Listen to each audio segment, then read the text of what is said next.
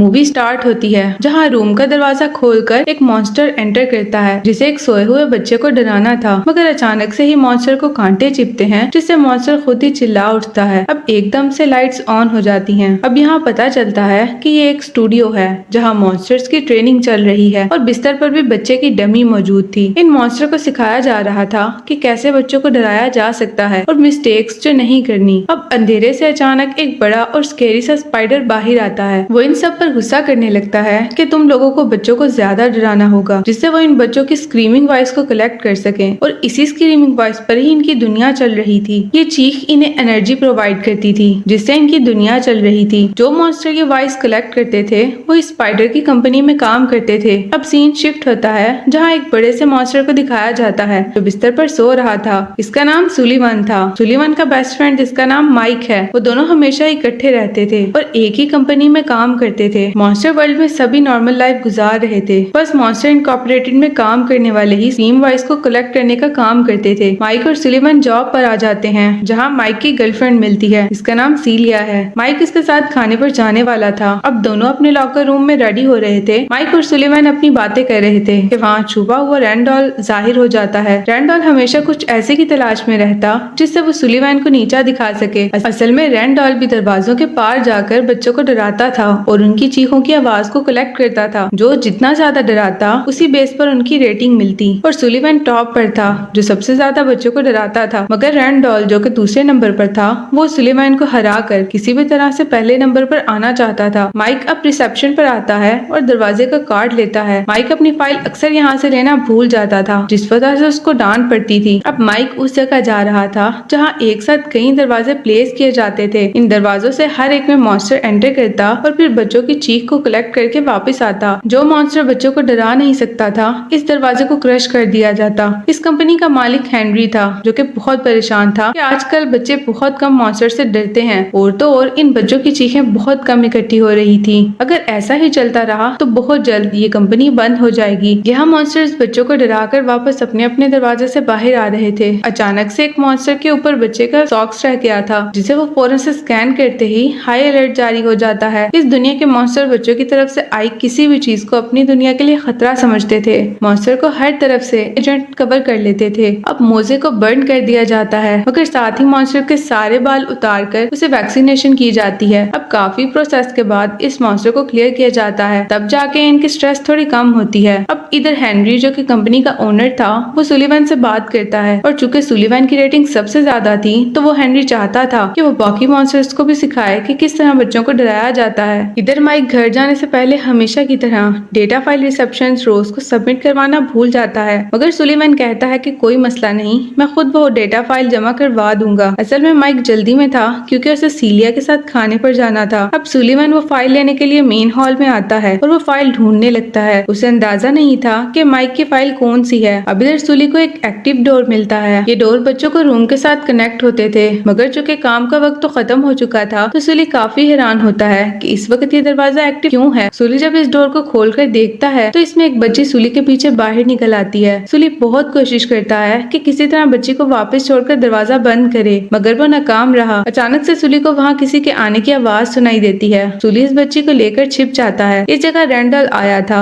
जो कि इस वक्त एक्स्ट्रा रेटिंग के लिए चीटिंग कर रहा था। रैंडल इस बच्ची के दरवाजे को स्टोर रूम में भेज देता है जो सुली के लिए काफी हैरान था। अब सुली बच्ची को एक बैग में छुपाकर जल्दी से माइक के पास आता है। माइक इस वक्त सीलिया के साथ खाना खा रहा था। सुली माइक से कान में कहता है कि जरा साइड पर आकर उसकी बात सुने। सुली ने उससे इम्पोर्टेंट बात करनी थी, मगर माइक इसकी कोई बात नहीं सुन रहा था। इतने में ही वो छोटी बच्ची बैग से निकल आती है और चलते हुए एक मॉन्स्टर पर चढ़ जाती है। अब सब मॉन्स्टर चिल्लाने लगते हैं। वो इस छोटी बच्ची से डर रहे थे। हालांकि ये मॉन्स्टर्स तो बच्चों को जाकर डराया करते थे। अब फोटोज बनने लगी थी और मीडिया में हेडलाइंस बन चुकी थी। अब खबर चल रही थी कि मॉन्स्टर वर्ल्ड में एक बच्ची दाखिल हो गई है। इस पिंडली के अराउंड हाई अलर्ट जारी कर दिया जाता है। अब सीआईडी के एजेंट्स आ गए थे और हर जगह चेक किया जा रहा था। सुली और माइक इस बच्ची को छिपाकर अपने घर ले आए थे। सुली जानता था कि अगर वो बच्ची एजेंट्स के हाथ लग गई तो वो इसके साथ बहुत बुरा करेंगे, वो तो इसको मार ही डालेंगे। घर आकर बच्ची माइक का एक टॉय पकड़ लेती है जिससे माइक उससे जब वो टॉय छीन लेता है तो बच्ची एकदम से जोर जोर से रोने लगती है। इस आवाज से उनके घर की लाइट्स बहुत तेजी से ब्लिंक करने लगती हैं। माइक घबरा जाता है कि इस तेज लाइट की वजह से अगर सीडीए में से कोई आ गया तो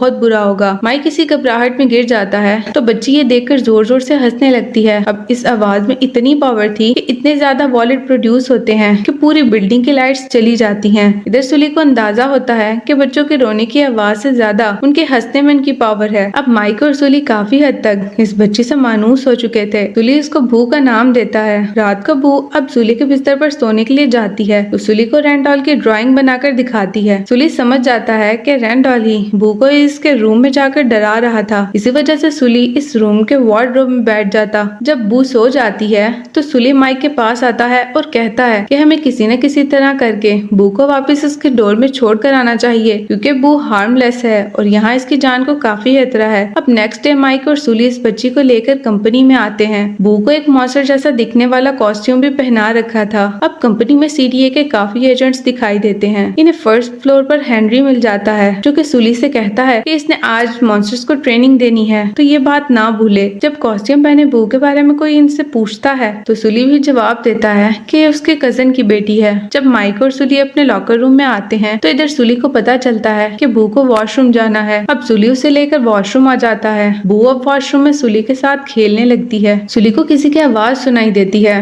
तो वो माइक और बू के साथ वॉशरूम में छिप जाता है। अब इधर रैंडॉल और उसका असिस्टेंट आ रहे थे। वो असिस्टेंट बता रहा था कि रात उससे वो डोर खुला रह गया जिससे रैंडॉल काम कर रहा था और इस रूम से एक बच्ची मॉन्स्टर वर्ल्ड में आ गई है। अब वो इस बच्ची की न्यूज दिखाता है जो कि न्यूज़पेपर में छिपी थी। रैंडॉल उसे कहता है कि जल्दी से उस बच्ची को ढूंढो ताकि बाकी का काम मुकम्मल किया जा सके। अब वॉशरूम में छिपे माइक और सुली ये सब बातें सुन लेते हैं पर लकीली वो पकड़े नहीं गए थे। दूसरी तरफ माइक इस दरवाजे का कार्ड ले आया था जो कि बू का नहीं था। माइक चाहता था कि किसी भी दरवाजे से बू को एंटर कर दिया जाए और इस मुसीबत से अपनी जान छुड़ाई जाए, मगर सुली ऐसा नहीं चाहता था। वो बू से काफी अटैच हो गया था और नहीं चाहता था कि बू को किसी और मुसीबत में डाले। नजदीक ही सीडीए के एजेंट्स खड़े थे और वो इनको देख रहे थे जिस वजह से इन दोनों को यहाँ से जाना पड़ता है। दोनों हड़बड़ी में रैंडॉल से टकरा जाते हैं। अब रैंडॉल उनसे पूछने लगता है कि क्या तुमने किसी छोटी बच्ची को देखा है। माइक और सुली तो साफ मुकर जाते हैं कि वो किसी बच्ची के बारे में नहीं जानते। सुली अब्बू के पीछे वहाँ से चला जाता है और माइक की फ्रेंड आ जाती है सीलिया। वो माइक पे गुस्सा हो रही थी कि कल रात का खाना खराब किया। ये सुनकर रैंडॉल को शक हो जाता है कि सीलिया माइक के साथ उसी रेस्टोरेंट थी जहाँ वो छोटी बच्ची दिखाई दी थी और न्यूज़पेपर में लगी बच्ची की फोटो के बिल्कुल पीछे ही माइक भी नजर आ रहा था। अब रैंडॉल समझ जाता है कि माइक कुछ तो छुपा रहा है। वो इस बच्ची के बारे में जरूर जानता है। रैंडॉल अब माइक को दोबारा पकड़ लेता है और बच्ची के बारे में पूछने लगता है। दूसरी तरफ सुली अब बू के साथ जा रहा था कि सीडीए वाले आकर बच्ची के बारे में पूछते हैं। अब वो कहता है कि ये बच्ची मेरे कजन की बेटी है। वो सुली से कुछ फॉर्म वगैरह फिल करवाने लगते हैं और इसी दौरान बू एक डस्टबिन में चली गई थी। इस गार्बेज को क्रश होने के लिए डाल दिया जाता है। ये देखकर सुली के होश उड़ जाते हैं। वो रोने लगता है कि बू भी इसमें टुकड़े टुकड़े हो गई। ये गार्बेज अब एक छोटे स्क्वायर में बदल चुका था। सुली उसे उठा लेता है कि बू इसमें है और रोते हुए माइक को दिखाता है। जब माइक पूछता है कि बू कहाँ है मगर तभी अचानक से बू कहीं से निकल आती है। ये देखकर बू बिल्कुल ठीक है। सुली खुशी से बू को गले लगा लेता है। अब सुली और माइक बच्ची को लेकर वहाँ से चले जाते हैं। माइक उसे बताता है कि सुबह रैंडॉल ने उसे प्रॉमिस किया है कि वो बच्ची को वापस भेजने में उसकी हेल्प करेगा और रैंडॉल ने ये डील की थी इसके बदले में किसी को ना बताए कि वो पॉइंट्स के लिए एक्स्ट्रा वर्क कर रहा था। सुली और माइक अब बू को उसके डोर तक लेकर आते हैं ताकि बू को वापस उसके घर भेज सके, मगर बू अपने दरवाजे को देखकर डर जाती है और छिपने लगती है। सुली को भी लग रहा था कि कहीं कुछ गड़बड़ तो जरूर है। माइक ये साबित करने के लिए सब ठीक है उस दरवाजे से फौरन अंदर आता है, मगर जैसे ही वो अंदर जाता है कोई इसके बॉक्स में बंद कर लेता है और पकड़ लेता है। मतलब के अंदर एक ट्रैप लगा था। ये रैंडॉल ही था जिसने माइक को पकड़ा था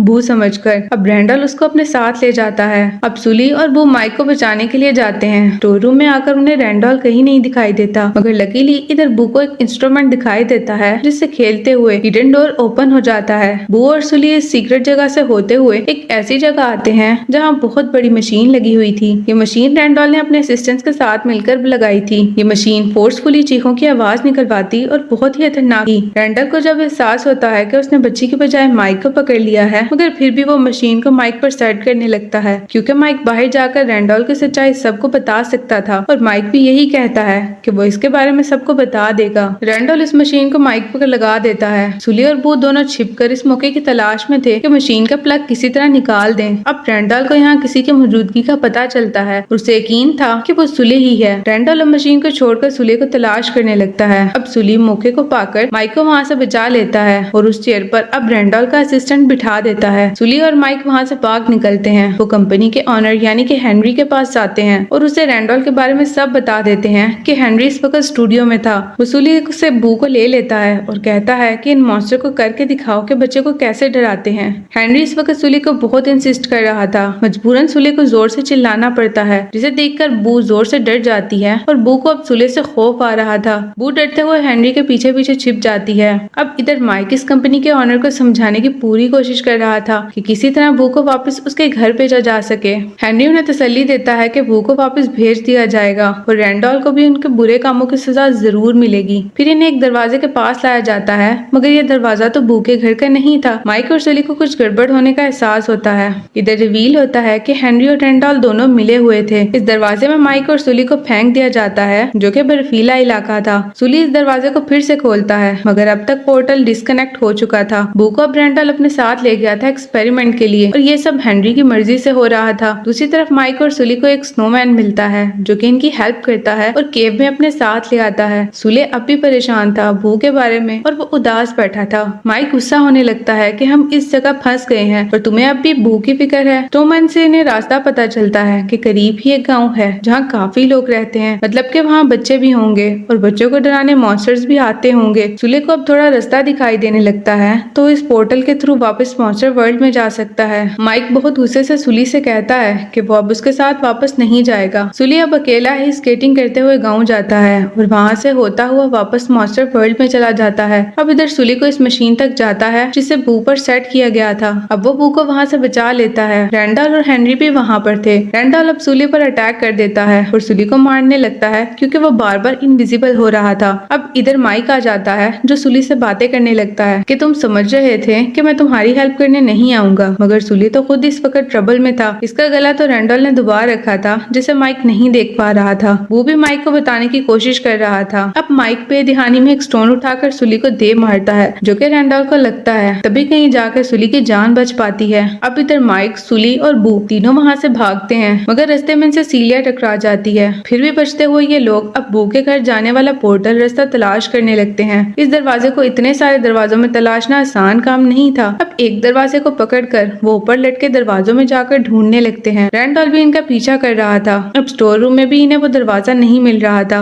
एक जगह तो सुली नीचे गिरने वाला था और रैंडॉल्फ भी इसको धक्का दे रहा था। वो डरने के बजाय गुस्से से रैंडॉल्फ की तरफ जाती है और उसको पकड़कर मारने लगती है। सुली भी इस दौरान ऊपर आ गया था और फाइनली वो रैंडॉल्फ को पकड़ लेता है। अब माइक और सुली इस रैंडॉल्फ को एक दरवाजे में फेंक देते हैं और इस दरवाजे को नीचे गिराकर तोड़ देते हैं, जिसके बाद रैंडॉल्फ कभी वापस नहीं आ सकता था। अब यहाँ पर माइक और सुली को दरवाजा मिल गया था जो बू के घर के साथ कनेक्ट होता था, मगर यहाँ हेनरी हाई सिक्योरिटी के साथ आ गया था। हेनरी की सच्चाई कोई नहीं जानता था। हेनरी दरवाजे को नीचे उतरवा लेता है। माइक और सुली इस सिक्योरिटी में तो भाग नहीं सकते थे। माइक इन पर एक सॉक्स फेंक देता है जिससे वो सीडीए के एजेंट उस पर फोकस हो जाते हैं, जबकि माइक और सुली उस बच्ची के साथ वहाँ से भाग निकलते हैं। अब हेनरी इनका पीछा करता है। माइक अब एक डायरेक्शन में भागता है और सिक्योरिटी उसके पीछे जाती है। फिर सुली ने ही बू के घर का दरवाजा उठा लिया था और वह सेफ जगह की तलाश में था। सुली भागता हुआ एक दरवाजे में एंटर करता है और हेनरी भी इसके पीछे ही था। हेनरी भी स्टोर में एंटर करता है। सामने ही सुली था। हेनरी कहता है कि तुम मेरा प्लान खराब नहीं कर सकते। मुझे बहुत ज्यादा तादाद में बच्चों की चीखें इकट्ठा करनी चाहिए, जिसके लिए अगर बच्चों को किडनैप भी करना पड़ा तो जरूर करूंगा। ये स्टूडियो था जहाँ कैमरा लगा था।